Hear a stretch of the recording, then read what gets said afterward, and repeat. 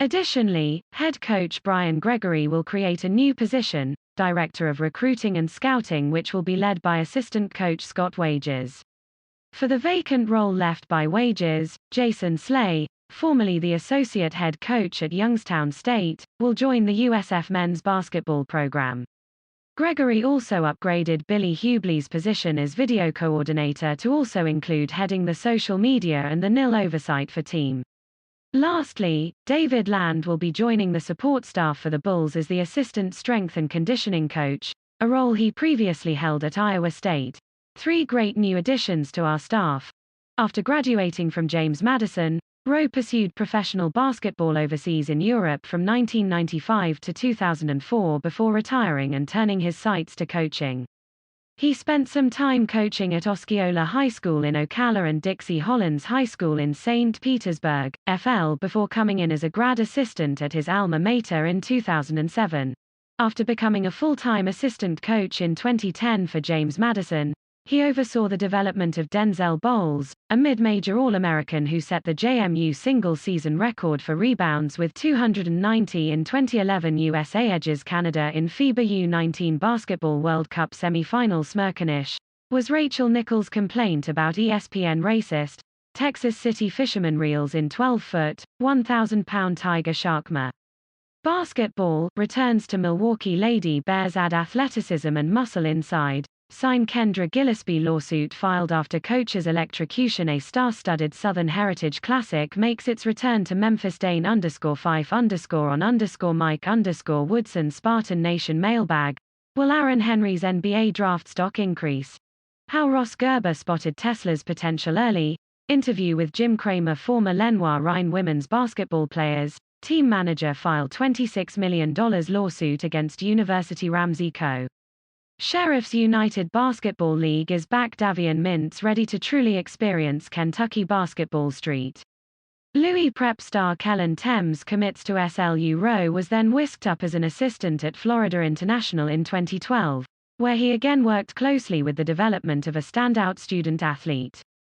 Rowe helped guide Adrian Diaz to a then-school record 99 blocks and an all-conference defensive team appearance in 2014. His third assistant role was spent at Bowling Green for 1 season in 2015, where he focused on perimeter play for the Falcons.